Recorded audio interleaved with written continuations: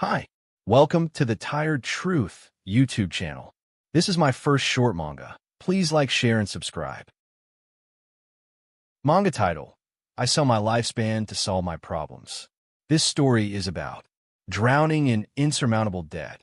A young man named Arjun awakens a mysterious life steal system that allows him to convert his own lifespan into cash, thrusting him into a desperate race against time and the ever-present shadow of his own mortality. Chapter 1: The Precipice. The air in Arjun's cramped room was thick with despair, mirroring the suffocating weight in his chest. His fingers, trembling, traced the ominous red lettering on the notice. Final repossession notice. The house, his mother's lifelong dream, the very roof over his family's head, was gone. Lost. He was 25, a year out of college, burdened by a mountain of debt that wasn't entirely his own. His father, Rajesh, battled a chronic heart condition, his medical bills a relentless drain. His mother, Priya, worked tirelessly, but her meager earnings barely covered daily expenses. And then there was Rohan, his younger brother, whose gambling addiction had spiraled out of control, leaving a trail of ruthless loan sharks and an astronomical sum of 5,085,000 Indian rupees hanging over their heads. Arjun had tried everything. He'd worked odd jobs, borrowed from every sympathetic relative and friend, even pleaded with the loan sharks, but it was never enough. He was drowning, pulling his family down with him. The weight of his failure was a physical ache. He stared at the ceiling, contemplating the unthinkable, a desperate escape from the suffocating reality. Suddenly, a faint, emerald glow pulsed in the air before him, coalescing into a translucent holographic screen. Arjun blinked, rubbed his eyes, convinced exhaustion was finally breaking his mind.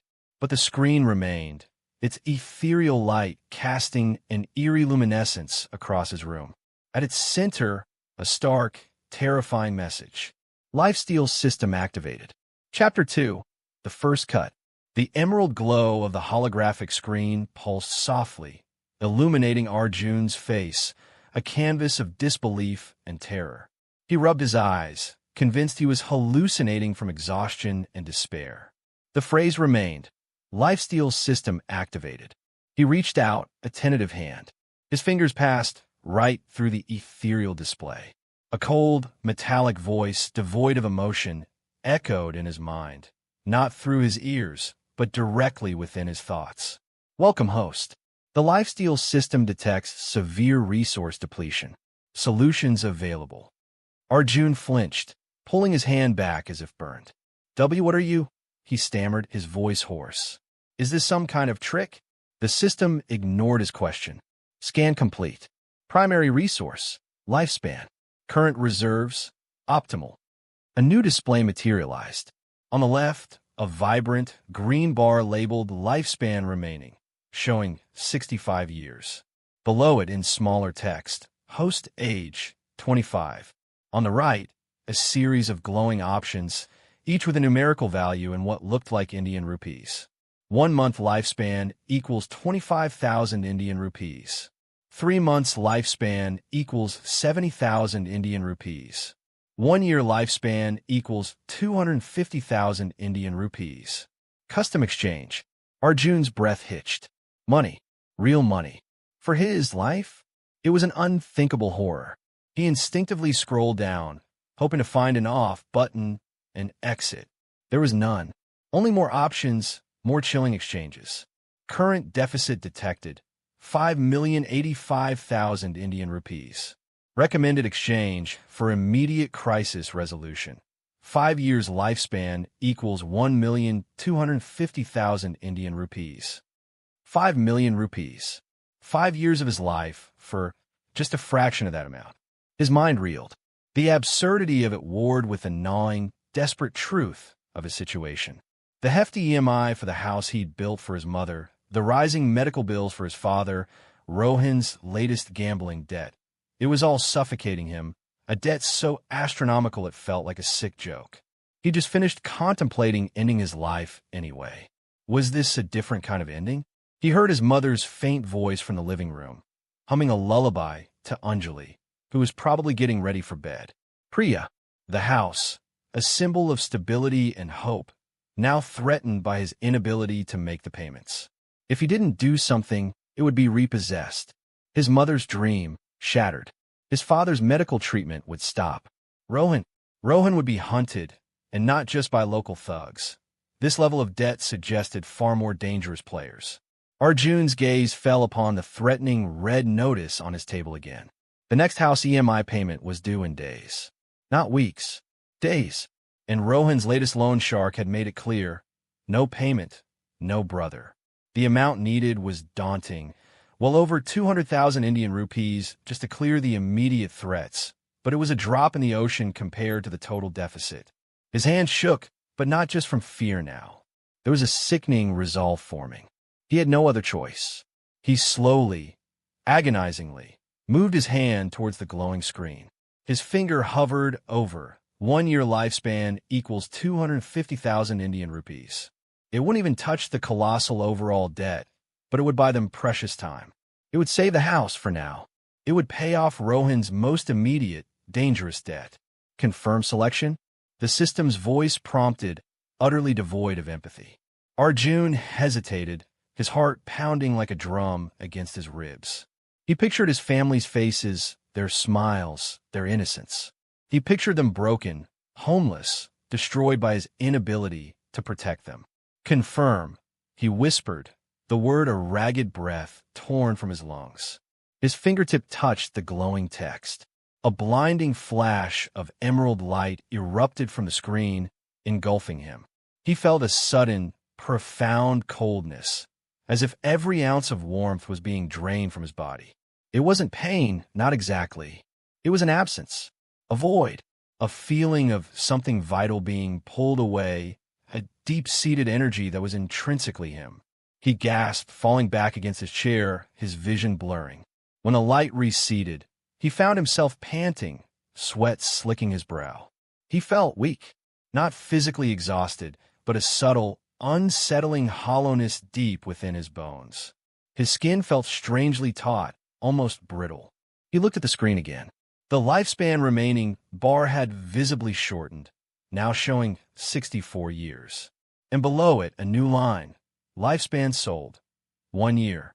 Then, the system's voice returned, a slight, almost imperceptible shift in its monotone.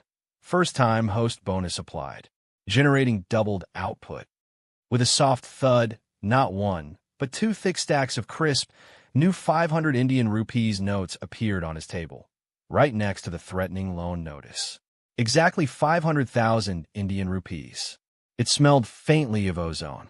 Arjun picked up the money, his fingers trembling. It was real. The cash was undeniably tangible, cool and crisp against his skin. He had the money, more than enough to save the house, to pay off Rohan's most dangerous debt, to even cover some of his father's next round of medical tests. A wave of nausea washed over him, a delayed reaction.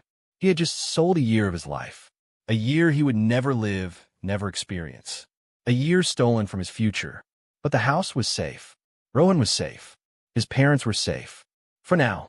He crumpled the loan notice in his hand, a grim triumph mixed with profound dread. He had solved the immediate crisis, but the current deficit detected, 5,085,000 Indian rupees, flashed in his mind, a monstrous shadow. He had paid the price for a mere fraction of the mountain. And how many more cuts would he have to make before there was nothing left of him to sell? The lifesteal system remained active, a silent, glowing sentinel of his terrible, newfound power and its devastating implications. Chapter 3. A Fleeting Respite. The stacks of 500 Indian rupees notes sat heavily on Arjun's table, a physical manifestation of his terrifying bargain. The ozone scent still clung to the air, a phantom reminder of the chilling exchange. 500,000 rupees. It was enough. Enough to silence the loan shark's threats against Rohan. Enough to cover the looming house EMI. Enough to ensure his father's next checkup and medication. He quickly gathered the money, stuffing it into an old backpack. His mind, still reeling from the drain of a year from his life, was surprisingly clear on one thing. immediate action. The first stop was Rohan's loan shark. The unsettling payoff. Arjun found Rohan outside a grimy betting parlor, hunched over his phone, his face pale and drawn. The dark circles under his eyes spoke of sleepless nights and losing streaks. Rohan looked up, startled, as Arjun approached. "Arjun, what are you doing here?" Rohan's voice was edged with nervousness. He likely expected another lecture, another plea to stop.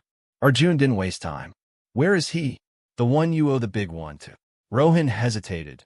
Then his eyes widened in surprise when Arjun pulled a thick wad of cash from his backpack. How did you get this?" Arjun's jaw tightened. "Don't ask. Just tell me where he is. We're ending this now." The meeting with the loan shark was brief, tense. A burly man with cold, unblinking eyes accepted the hefty sum without a word, his gaze lingering on Arjun. "Problem solved," he grunted, a chilling finality in his tone. As Arjun turned to leave, he felt a prickle of unease. This man hadn't even counted the money, as if he knew the exact amount. Or perhaps, as if he knew Arjun was now capable of paying any amount. The system's shadow seemed to stretch even here. Protecting the home. Back home, Arjun felt a strange mix of exhaustion and urgency.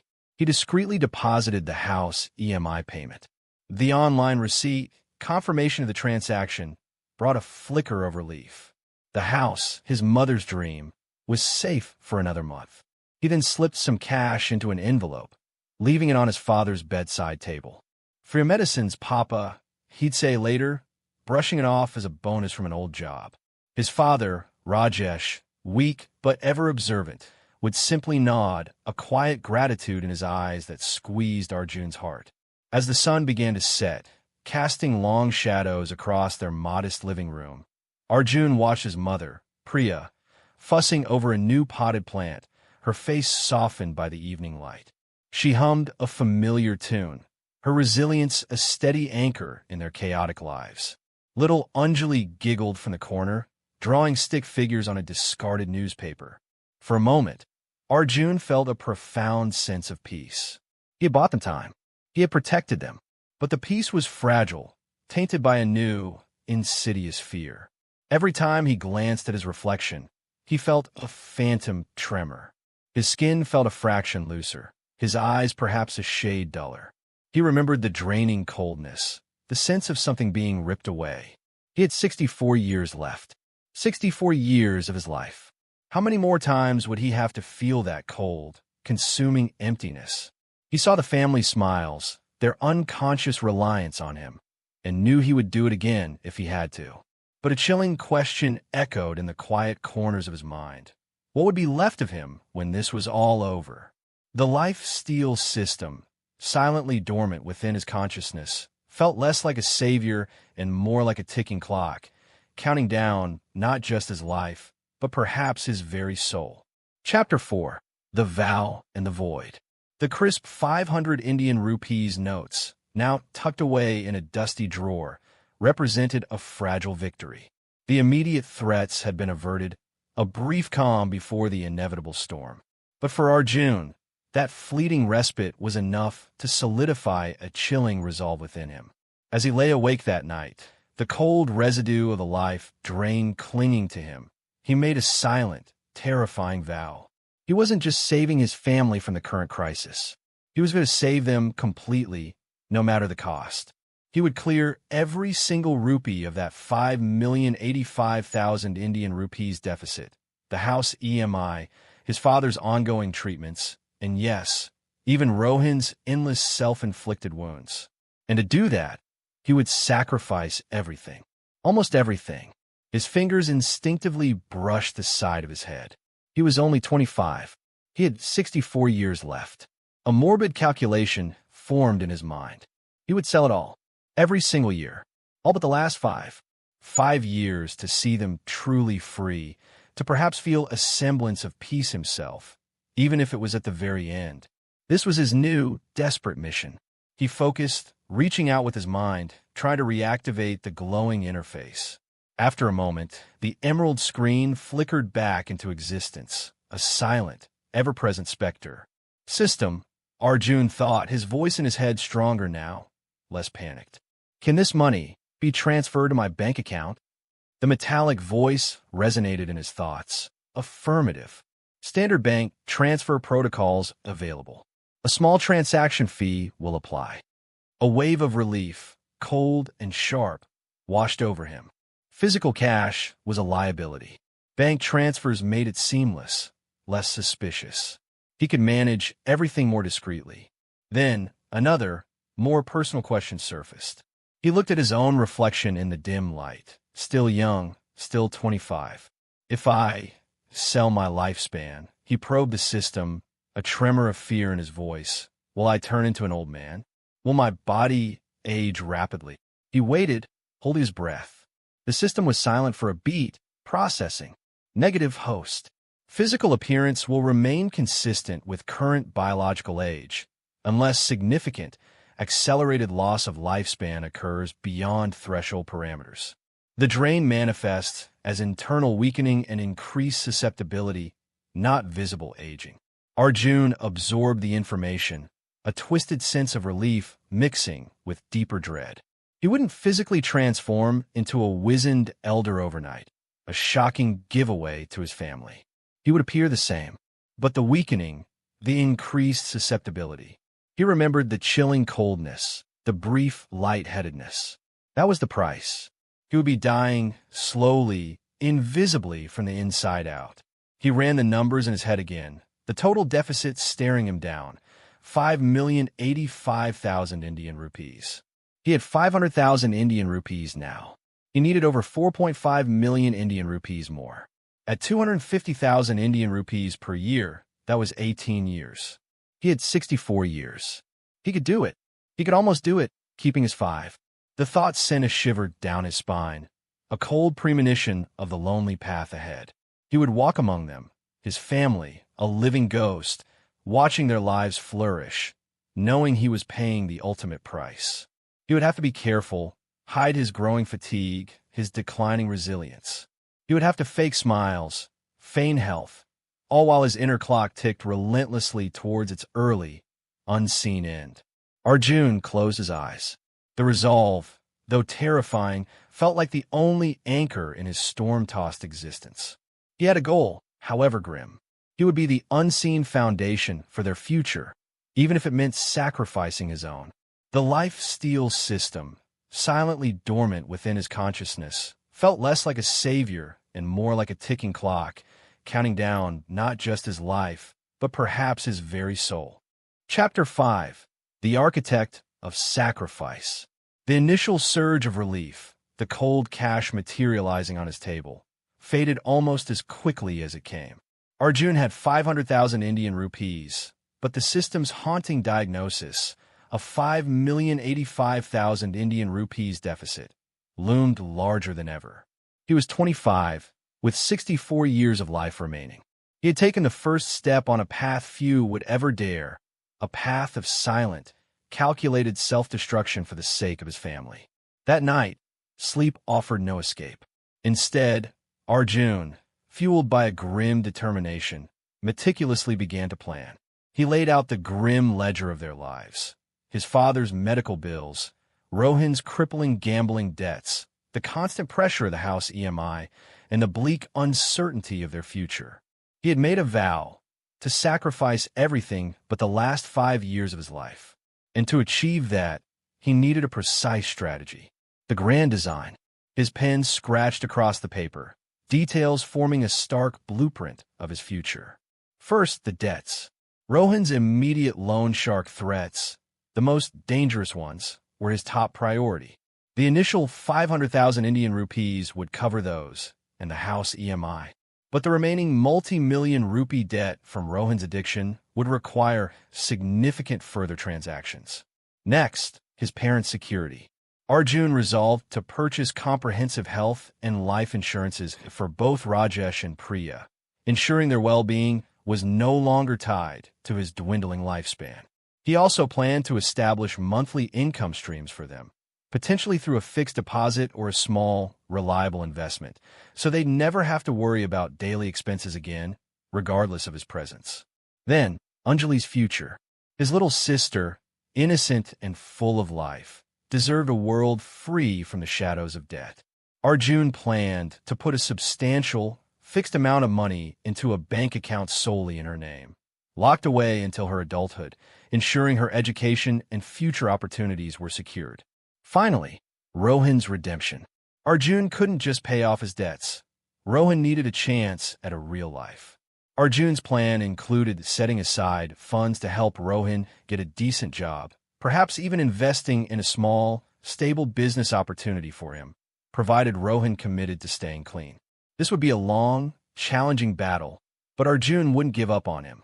The first execution, a deeper cut, with the plan etched into his mind. Arjun knew his initial 500,000 Indian rupees was just a down payment on their freedom. To tackle the colossal 5,085,000 Indian rupees deficit, he needed a substantial sum, quickly.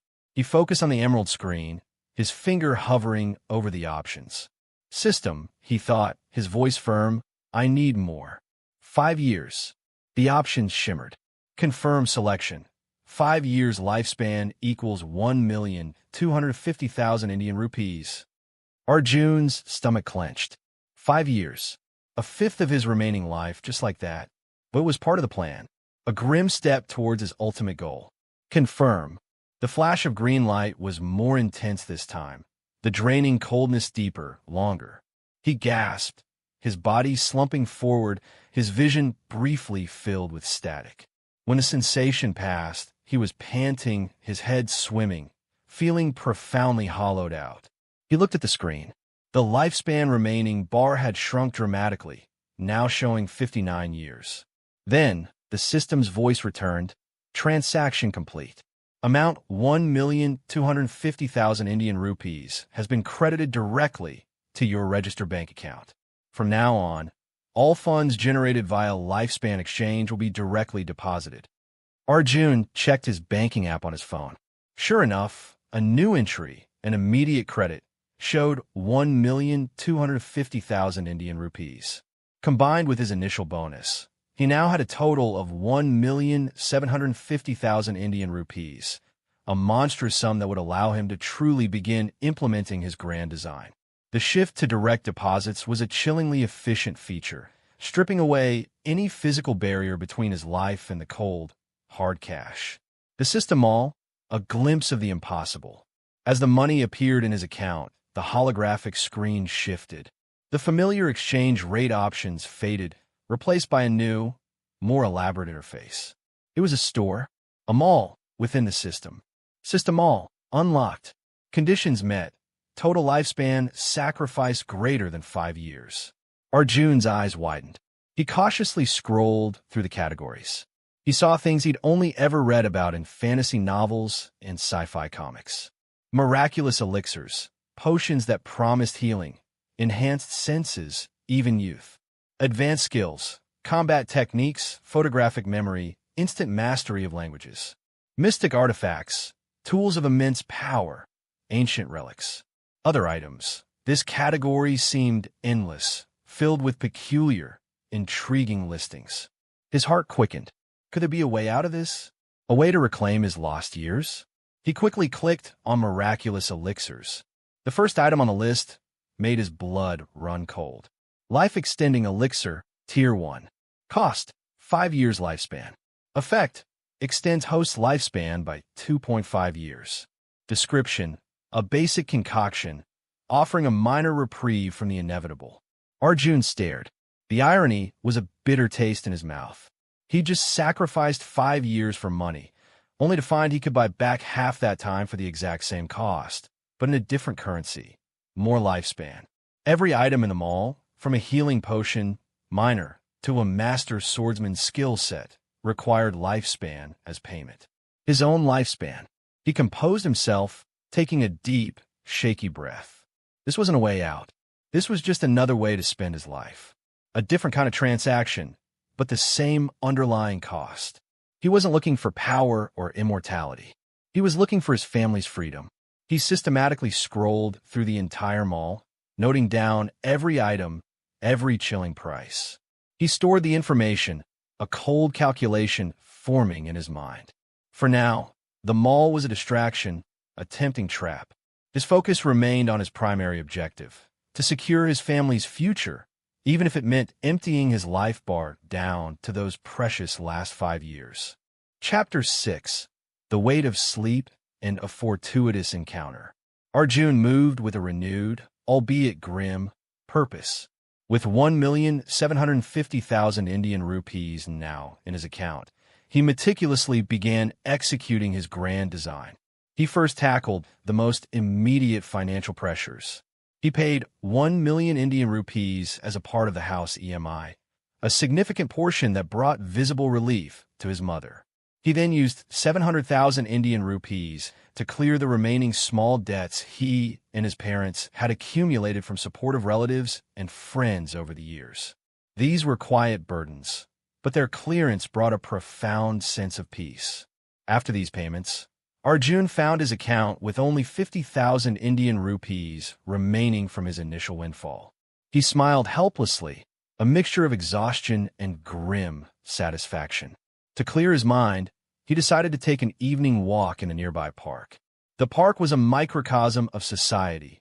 Rich families strolled with their nannies, middle-class couples walked hand in hand, and street vendors, from balloon sellers to chai wallas, plied their trade. Arjun enjoyed the fleeting tranquility, watching life unfold around him. Suddenly, a figure caught his eye. An old man, walking with a surprising vigor for his age, passed him. Arjun immediately recognized him. It was Chairman Iyer, the head of LNP, a massive conglomerate with investments across countless industries. Arjun had seen his face countless times in news reports, a titan of industry. He was surprised to see such a big shot in a general public park, and even more so that no one else seemed to recognize him. After a brief moment of contemplation, Arjun shrugged off the oddity and continued to enjoy the greenery. This tranquil routine continued for about 2 weeks. Then, on another evening walk, Arjun saw it. Chairman Iyer, mid-stride, suddenly collapsed to the ground. Within moments, 2 burly men, his bodyguards, who had been discreetly positioned near the park's entrance, rushed forward. They were on their phones immediately, yelling for an ambulance. Chaos erupted as a crowd gathered, and the old man was swiftly rushed to a waiting vehicle. Arjun stood there like a statue, frozen by the suddenness of the event. A thought, audacious and desperate, pierced through his shock. If he could save this old man, perhaps his brother's job problems and his remaining debts could be cleared. As soon as this thought crossed his mind, he instantly queried the system. "Can I sell the pills from the system mall?" The life-extending elixir. The system's reply was swift, affirmative, host. Items from the system mall can be transferred to other individuals. However, the system does not accept monetary compensation from external sources for such transactions. Only favors or non-monetary exchanges are permitted. Attempting to accept money for system items will result in fundamental system disruption and potential termination of host contract. Arjun was stunned. He couldn't accept money? He had hoped to make a fortune, leveraging his miracle cure. He sighed, coming to terms with the system's logic. It directly provided money for lifespan. If he could sell pills for more money outside, the system's fundamentals would indeed be disrupted. He accepted the condition with a reluctant sigh. After that, Arjun immediately opened the news on his phone. As expected, every major news channel was ablaze with reports of Chairman Iyer's collapse. He quickly found the details. Chairman Iyer was admitted to Apollo, the country's most prestigious hospital. Arjun returned home, freshened up, and immediately set off for the hospital. Upon reaching Apollo, he found it teeming with media, police, and anxious LNP company employees, all waiting for news about the old man. After some agonizing time, doctors emerged to deliver a grim update to the media. Chairman Iyer was on his deathbed, and they were trying their best. Arjun stood there, absorbing the information, his mind racing. He had no idea how to enter the heavily guarded hospital, let alone who to contact for his audacious plan. Chapter 7. The Unseen Bargain. Arjun stood at the edge of the chaotic scene outside Apollo Hospital, the air thick with tension and the flashing lights of news vans. Reporters jostled for position, their microphones thrust towards any doctor or official who emerged from the building. Police officers struggled to maintain order amidst the anxious LNP employees and concerned citizens, all waiting for news of Chairman Iyer. The doctor's grim announcement echoed in Arjun's mind. On his deathbed, trying their best. It was now or never. He had a chance, a desperate, risky chance to change everything. But how? He had no connections, no access. He was just another face in the crowd. He scanned the scene, his eyes darting from face to face. He needed information, someone who knew the inner workings of this place, someone who could get him close to Iyer. His gaze landed on a young woman in a crisp LNP uniform, her face pale and drawn, clutching a clipboard. She looked both distraught and determined. Arjun approached her cautiously. "Excuse me," he said, his voice barely audible above the din. I work for a supplier. I have some urgent information about Chairman Iyer's condition." The woman looked up, her eyes red-rimmed. "Information? What kind of information? The doctors aren't saying much." Arjun hesitated, improvising. It's about his medication. A possible interaction. It's critical." He knew it was a long shot, but he had to try. The woman's eyes widened slightly. "Medication? Wait, I'm on his personal medical team roster. But they haven't mentioned any supplier issues." She looked at him suspiciously. Arjun pressed on, his mind racing. "It's a new development. A research team just contacted me. They believe a compound in one of his regular medications is reacting badly with something he was given tonight. It could be fatal." He made it sound as technical and urgent as possible. The woman's professional instincts seemed to override her suspicion. This is serious. I need to get you to Dr. Varma, the lead physician. Come with me." She led him through the throng of people, flashing her ID badge to get past security checkpoints. The hospital's sterile corridors felt a world away from the pandemonium outside. As they walked, Arjun surreptitiously contacted the system. "System," he thought, his mental voice urgent. "I need the life-extending elixir. The Tier 1 version. Now. Transaction confirmed. 5 years lifespan deducted. Elixir generated. It is within your person." Arjun felt a strange tingling sensation, a subtle shift within him. He didn't know how the system had done it, but he trusted it had. He just hoped it was enough. They reached a restricted area, a small waiting room outside what he assumed was Iyer's intensive care unit. The woman, whose name tag read Dr. Anya Sharma, spoke to a stern-looking man in a white coat. "Dr. Varma, this man claims to have critical information about a possible drug interaction with Chairman Iyer's treatment." Dr. Varma turned, his face etched with exhaustion and worry. "A drug interaction? At this stage? What is your name, and what company do you represent?" Arjun took a deep breath. He was in. Now came the hardest part. "My name is Rohan Mehra. I'm with Amitech Pharmaceuticals. We've been conducting trials on a new compound, and we've just discovered a potential conflict with a common beta blocker, which I believe Chairman Iyer is prescribed." It was a complete fabrication, but he spoke with conviction. Dr. Varma's eyes narrowed. "Amitech, I'm not familiar with them, but at this point," he sighed, rubbing his temples. "Every second counts. Tell me everything." Arjun launched into a detailed, improvised explanation, throwing in medical jargon he'd picked up from his father's medical reports and late-night documentaries. He described the fictional compound, its potential side effects, and the catastrophic consequences of the interaction. He painted a grim picture, emphasizing the urgency of administering an antidote only he, with the system's help, possessed. He concluded, "We've developed a counteragent, a stabilizer. It can neutralize the interaction, but it needs to be administered immediately." Dr. Varma looked at him, his face a mixture of skepticism and desperation. "A stabilizer? From Amitech? I've never heard of it. But," he paused, his gaze shifting to the door behind him. "We're losing him. His vitals are crashing. We have nothing to lose." He turned back to Arjun, his voice firm. "Give me the stabilizer. Now." Arjun's hand instinctively went to his chest, the now familiar tingling sensation guiding him. He hesitated for a fraction of a second, then met Dr. Varma's gaze. It's It's not a physical injection. It's a directed energy pulse. It needs to be administered directly. He knew it sounded insane, but he had no other option. Dr. Varma stared at him, any remaining skepticism hardening into disbelief. A directed energy pulse? Are you insane? We're talking about Chairman Iyer's life here, not some science fiction movie. Anya, who had been silent until now, spoke up, her voice surprisingly steady. Doctor, I know this sounds unconventional, but Mr. Mera got past security with this information. He seems genuinely convinced. And you said yourself, we're losing him. She looked at Dr. Varma, then back at Arjun, a flicker of something akin to hope in her eyes. Dr. Varma wavered, torn between his medical training and the undeniable reality of their patient's deteriorating condition. He looked at the monitor displaying Iyer's vitals, a flatlining ECG, plummeting blood pressure. Fine, he said finally, his voice resigned. But if this energy pulse does anything to worsen his condition, you will be held responsible. Understand? Arjun nodded, his heart pounding in his chest. Understood.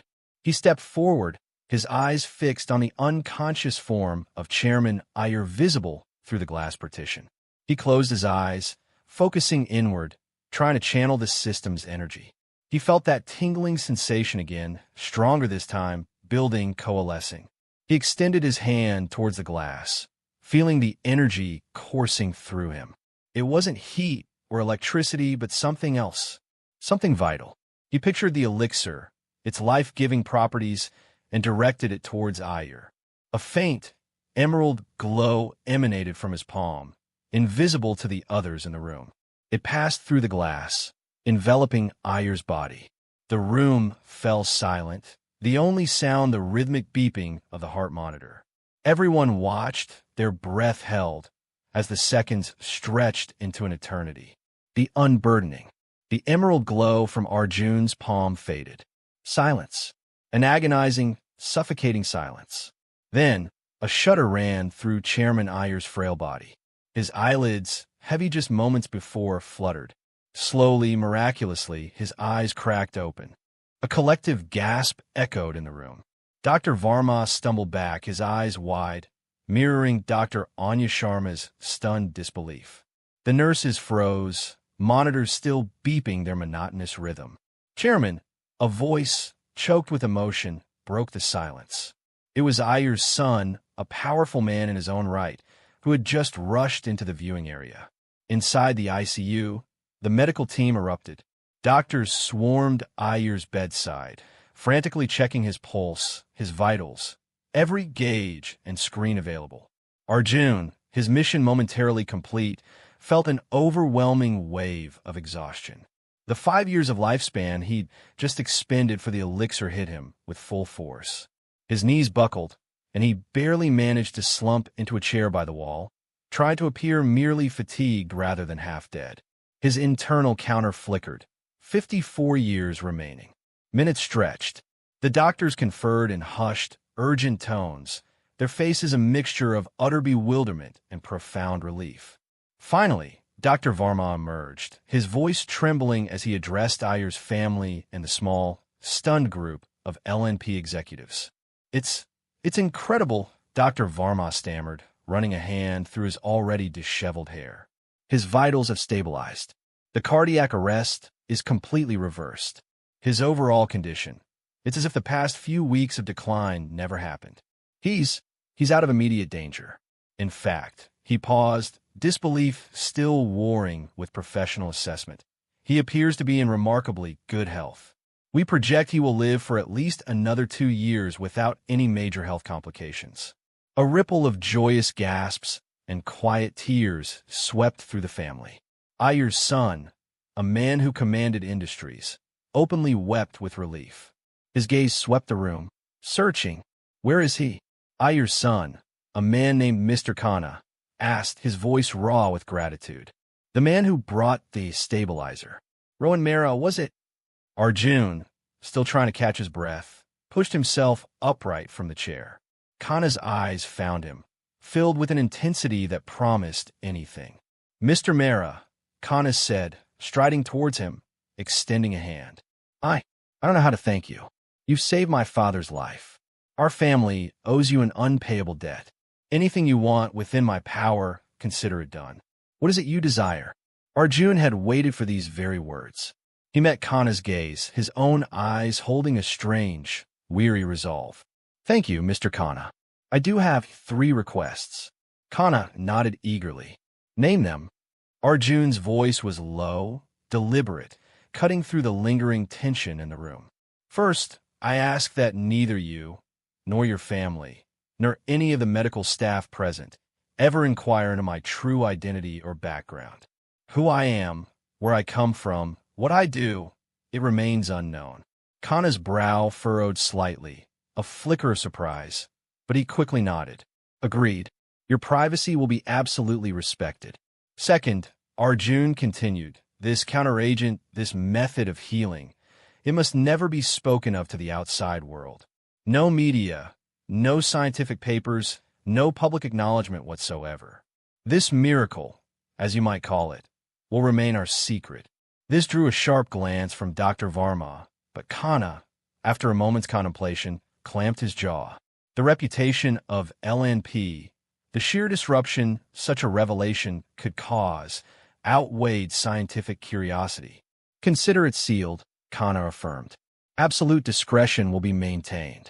And finally, Arjun took a deep breath, the true reason for his audacious gamble finally emerging. I need a stable, respectable job for my younger brother, Rohan. A position where he can start fresh, build a life. And beyond that, I need L&P to deal with all his outstanding gambling debt collectors. Every single one. Make them disappear. Make sure they never bother him or my family again. Kana stared at him, taken aback by the specificity and nature of the third request. It was far more personal than he might have expected. A small smile touched Arjun's lips, a helpless, almost desperate gesture. He knew that for Rohan's job, basic family information would inevitably be required, potentially exposing his link to Rohan. But he didn't care.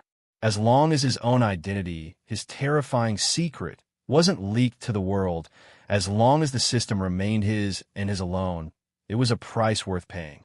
The immediate and overwhelming threat of Rohan's debts and his future dwarfed any personal risk.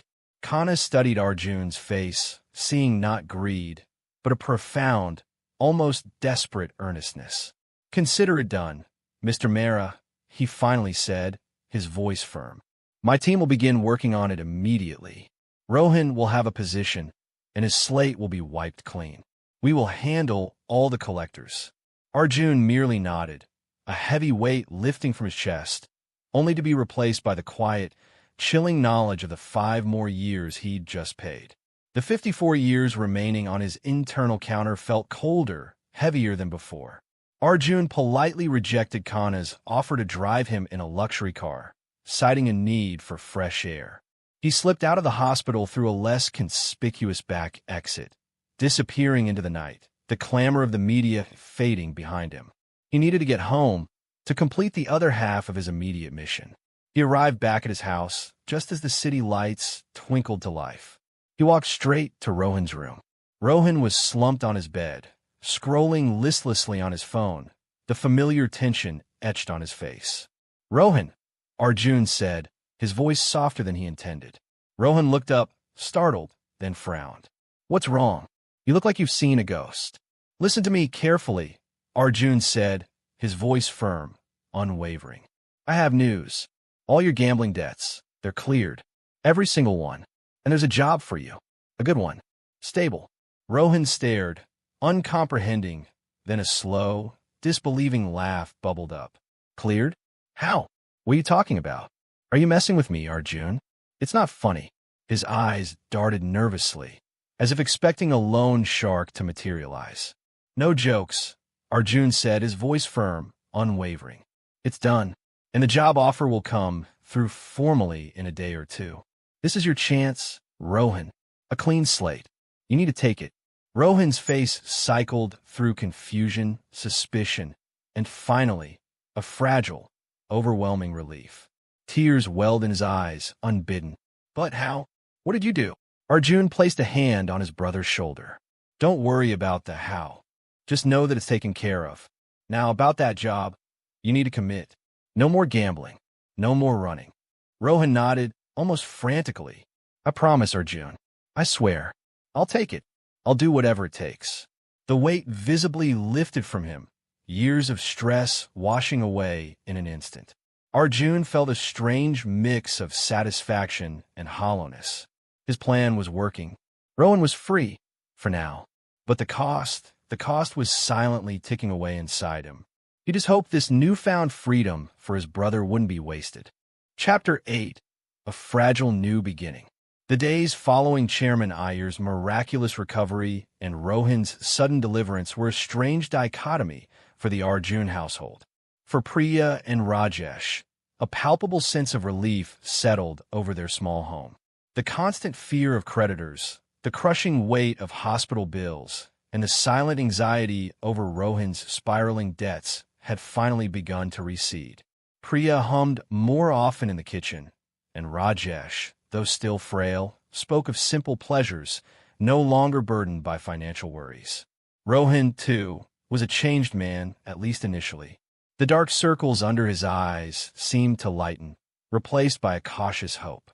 He embraced the opportunity given by LNP with a fervor Arjun hadn't seen in years. It was a junior position, but stable, offering a decent salary and, more importantly, a fresh start. He showed up on time, worked diligently, and for the first few weeks, steered clear of his old haunts. The news of his debts being inexplicably cleared seemed to instill a fear that bordered on superstition, keeping him rigidly on the straight and narrow. The deepening slumber. For Arjun, however, this newfound peace for his family came at a deepening personal cost.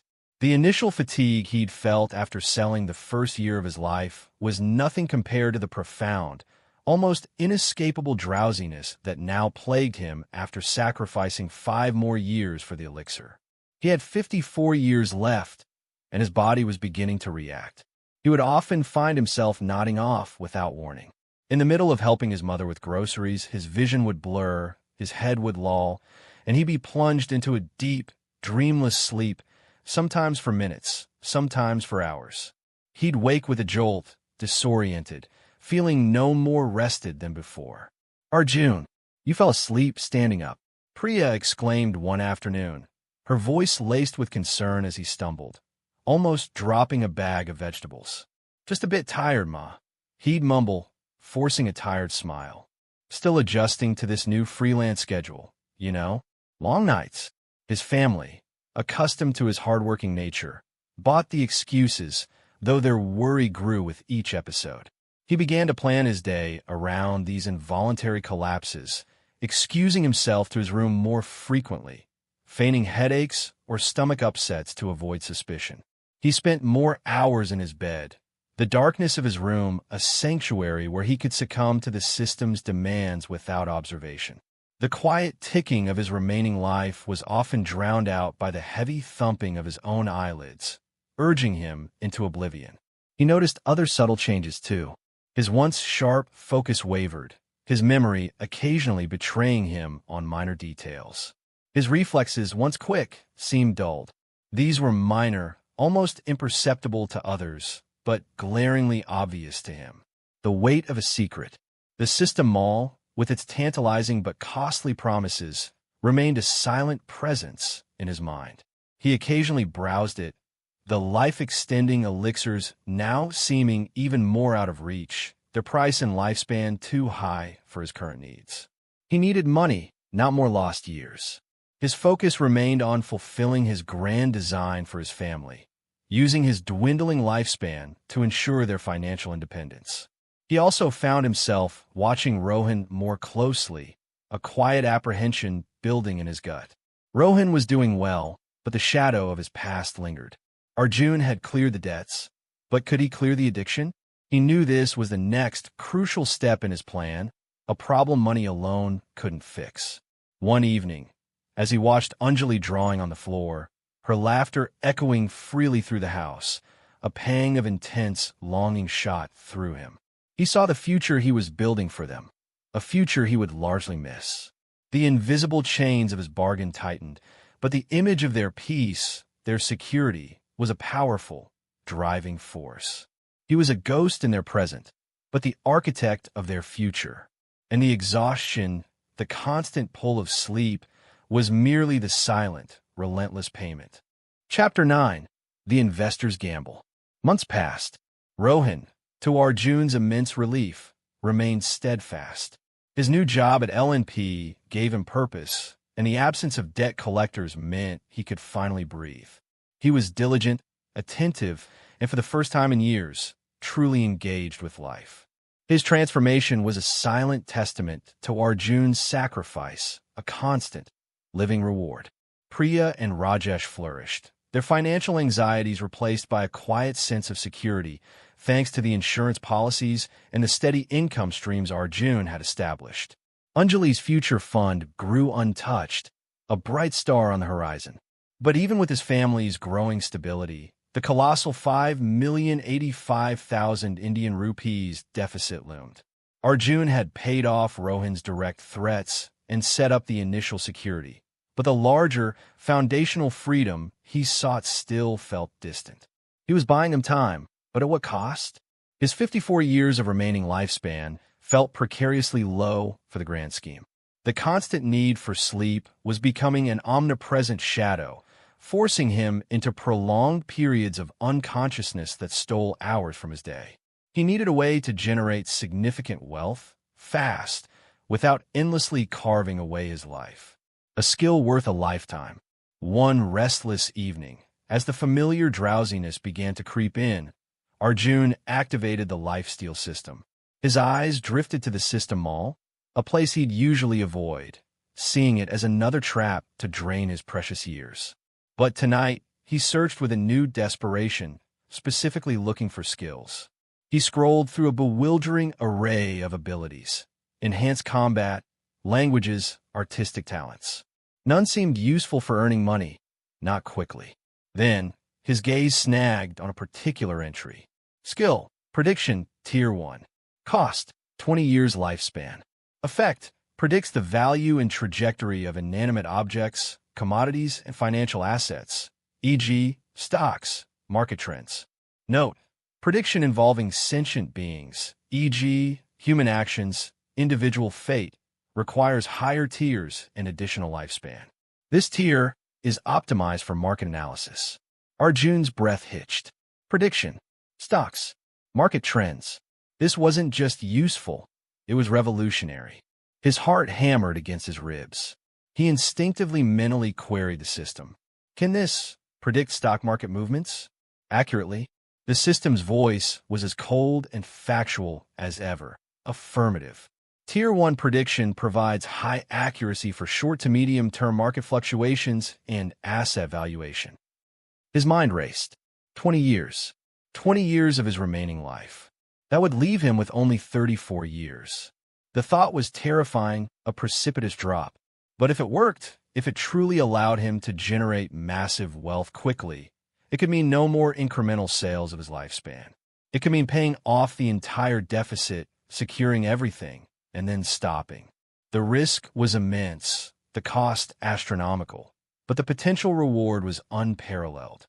He swallowed hard, the bitterness of his decision already forming on his tongue.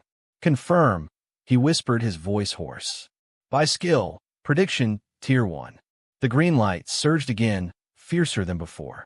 The draining sensation was excruciating, a profound emptiness that threatened to consume him whole. He felt years, decades, quite literally pulled from his being. He slumped against the wall, trembling, the world spinning. When the sensation finally receded, his mind was strangely clear, sharper. He felt the cold, hard reality of 34 years remaining on his internal counter. But he also felt something new, a nascent hum in his mind, a subconscious awareness of patterns, of probabilities.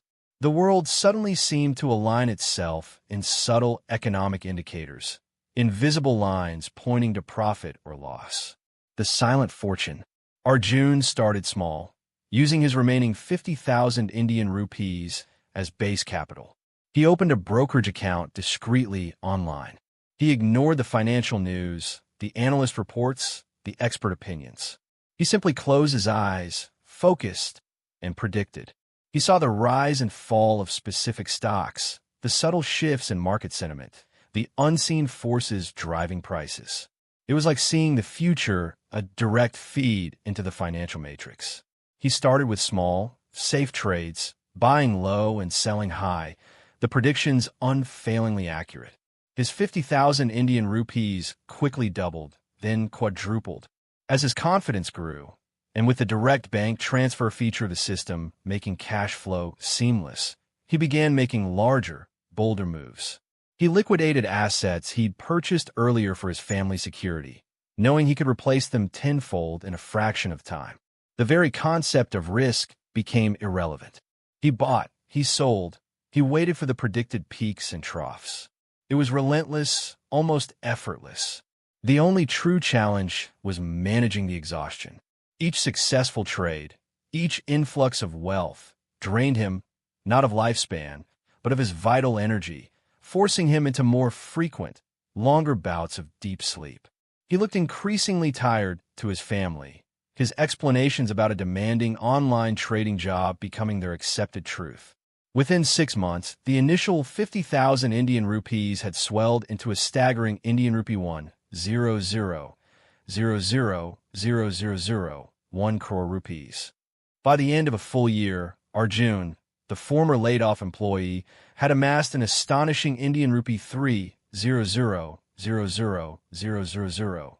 crore rupees. The deficit, that monstrous shadow, was no longer a distant threat. He had the money, more than enough to clear every last debt, to solidify his parents' future, to secure Anjali's education beyond wildest dreams, and to provide Rohan with the ultimate debt-free fresh start. He looked at the amount in his bank account, then at his internal lifespan counter, 34 years. He was almost there. The thought was both exhilarating and profoundly melancholic. He had gained a fortune, but given away half his life. And he still had to endure the endless pull of sleep, a quiet toll exacted for his silent fortune. Chapter 10. The Architect's Last Touches. With Indian rupee 3,000,000 in his account, Arjun moved with renewed, urgent purpose. The first priority was the house loan, a crushing weight that had suffocated his family for years. After contacting the bank, he agreed to a full pre-closure, requiring a payment of 3 million Indian rupees, including charges. The transfer was instantaneous, a click of a button freeing his family from decades of debt. He felt a profound sense of relief, a weight lifted from his soul, even as his physical self grew heavier with unseen burdens. After this major payment, his vast fortune was reduced to Indian rupee 2,95,000,000. Over the next 6 months, Arjun relentlessly wielded his prediction skill. He no longer simply traded stocks. He ventured into real estate, buying undervalued land and properties that his foresight revealed would soon skyrocket in value due to impending urban development. He assigned these properties to his family members, their names subtly woven into the city's future prosperity. He bought a struggling supermarket on a quiet street, knowing that the area was slated to become a bustling apartment hub. He assigned this new venture to his parents, envisioning a secure, passive income for them. For Anjali, he invested in long-term, high-gain stocks, securing a substantial portfolio that would guarantee her education and provide a safety net for her adult life. He also procured stable, lower-gain stocks for his brother and parents with less gains, but largely stable for long-term for any emergency uses in future. Finally, he deposited significant sums into his parents' accounts, earmarked for Anjali's schooling, college, and other future needs. By the end of these 6 months, Arjun had earned another Indian rupee 1,000,000, bringing his total wealth to an astounding Indian rupee 4,000,000. He had surpassed his initial goal, the deepening toll and a secret sanctuary. The relentless use of the prediction skill, though not directly consuming lifespan like exchanges for money, exacted its own toll. While the system maintained he wouldn't physically age, the price of knowledge was sleep. Where he once slept 10 hours daily, he now needed 13 to 14 hours. He'd drift off mid-sentence, slump over plates of food, and struggle to stay awake during family conversations. To avoid alarming his family, Arjun made a difficult decision. He rented a small room outside their home, fabricating a story about needing a quiet space for his increasingly demanding online trading work. This became his sanctuary, a place where he could succumb to the system's relentless demand for sleep without drawing worried glances or questions. He would spend most of his days there, emerging only for carefully timed visits home, putting on a brave, albeit tired, face. His resolve hardened. Once all financial and long-term security problems were irrevocably solved, he would leave. He couldn't bear for his family to witness his inevitable, increasing weakness. Foresight and final farewells. With their financial security secured, Arjun turned his attention to his family's health, a far more complex and insidious threat. He spent 10 years of his lifespan using his prediction skill, not for money this time, but to peer into their futures. He ignored minor ailments, focusing on major health crises. The good news was there were no catastrophic accidents or sudden, fatal diseases predicted. However, his foresight revealed unsettling truths about his parents. Beyond his father's known weak heart, his lungs also showed signs of degradation. His mother, Priya, though seemingly robust, harbored hidden ailments that would worsen with age. They weren't immediate threats, but they were ticking time bombs. Arjun activated the system all. He knew exactly what he needed. He bought 2 rejuvenation elixirs. Each elixir, he noted, could benefit up to 5 people, cleansing the body of hidden ailments and strengthening both body and mind. It was the perfect final gift. The day came. He gathered his family in the living room, a heavy air of pretense hanging over him. He forced a somber expression. "I have something difficult to tell you," he began, his voice surprisingly steady. "I've been diagnosed with a severe liver disease. It's aggressive. The doctors here say the only hope is a specialized treatment in the U.S. Priya gasped, tears welling in her eyes. Rohan jumped up. "U.S.? Why didn't you tell us? We'll go to the hospital right now." Arjun shook his head, a feigned sorrow in his eyes. "No, I've already spoken to specialists. Everything's booked. I just came to say goodbye. I don't know if I'll return." He gently but firmly refused their pleas to join him, to accompany him. "This is a solitary journey," he insisted, the lie a bitter taste in his mouth. Later that evening, before his departure, he prepared juice for everyone. Discreetly, he poured a single dose of the rejuvenation elixir into the jug, stirring it carefully. "A farewell toast," he said, handing glasses to his parents, Rohan and Anjali. He took a glass himself, feeling a slight tingle as the elixir entered his own system. Even for him, so depleted, it offered a brief, fleeting sense of revitalization, a memory of what true vitality felt like. As his family drank, their eyes heavy with unshed tears, Arjun watched them, a grim satisfaction settling in his heart. Their bodies were now stronger, their hidden ailments purged. They were ready. The next morning, before the city truly woke, Arjun made one last call. "Mr. Khanna," he said into the phone, his voice tired but resolute. "Could you meet me? There's just one last thing." Chapter 11. The Final Journey. Arjun met Mr. Khanna at a quiet, secluded location, away from the prying eyes of the city. He carried a small, unassuming vial. "Mr. Khanna," Arjun began, his voice hoarse but steady, "I have one last gift for you." He handed him the vial. "This is the other rejuvenation elixir. It works much like the first one I administered. It will cleanse any hidden ailments, strengthen the body, and sharpen the mind. It can benefit up to 5 people." Khanna stared at the vial, his expression a mixture of awe and bewilderment. "Another one? How? How did you obtain these? Is there more?" Arjun cut him off gently. "Please, no questions. Just listen carefully. Administer it to yourself, your family, anyone you deem worthy. It's a gift, a final gesture." Khanna, sensing the finality in Arjun's tone, swallowed his questions. I understand. I will do as you say. Arjun took a deep breath. And that brings me to my last request. I'm leaving, Mr. Khanna. I won't be returning. I need you to do one last thing for me. Khanna's eyes widened with concern. Leaving? Where? What's happening? Arjun forced a small, sad smile.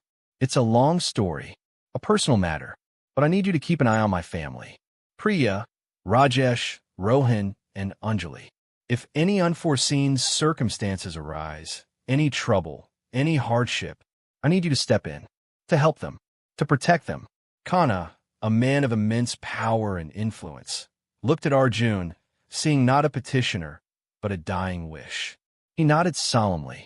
I swear to you, Mr. Mehra, your family will be under my protection.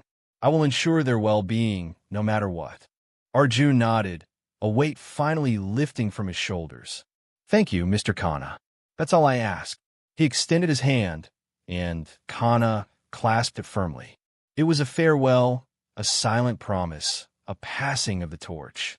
The last 4 years, Arjun returned home, his heart heavy, but his mission accomplished. He packed a small bag, his movements slow and deliberate. He bid a final, tearful farewell to his family, his fabricated story of a liver disease and a desperate trip to the U.S. accepted with heartbroken resignation. He hugged his parents tightly, his mother's tears soaking his shirt. He ruffled Anjali's hair, memorizing her innocent smile. He clasped Rohan's hand, a silent, understanding passing between them. Then, he stepped into a waiting cab, the city lights blurring through the rain-streaked window as he drove towards the airport.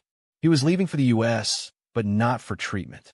He was leaving to live his last 4 years on his own terms. Arjun traveled. He visited all the countries he had ever dreamed of seeing, experiencing the cultures, the sights, the sounds. But increasingly, his days were dominated by sleep. The relentless drain of the life-steal system, the years he had traded, demanded its due. He would sleep for 18 hours a day, sometimes more, his waking moments fleeting and precious. The world became a series of fragmented memories, vivid dreams bleeding into a fading reality. As his final year approached, the sleep consumed him further. He decided to return to India. He made arrangements for his family to receive a message, a carefully constructed lie that he had passed away in the U.S., that his body was unrecoverable, and that he had been buried there. He spared them the agony of a drawn-out death, choosing to let them grieve a distant loss rather than witness his slow, inevitable decline. The end in Kashi. In his final month, Arjun silently observed his family from afar. He saw that they were healthy, happy, and secure. His parents were enjoying their lives, free from financial worries. Rohan was thriving in his job, his past a distant memory. Anjali was blossoming into a young woman, her future bright and limitless. Khanna's promise held true. With his heart at peace, Arjun traveled to Kashi, the ancient city on the banks of the Ganges. He found solace in its spiritual embrace, its timeless rhythms. He spent his final days on the temple steps, watching the flow of life and death, the eternal cycle. On his last day, as the sun dipped below the horizon, painting the sky in vibrant hues, Arjun heard the system's voice one last time. Asterisk, farewell, host. Your life is concluding. Arjun smiled, a serene acceptance washing over him. He closed his eyes, the sounds of the temple bells fading into a distant hum. He drifted into an endless darkness, his body resting peacefully on the ancient steps. The next morning, as the sun rose over the sacred river, the locals, following the instructions he had left behind, respectfully cremated his body, releasing his ashes into the holy waters. His sacrifice was complete. His journey was over. Moral: a man can do anything for his family.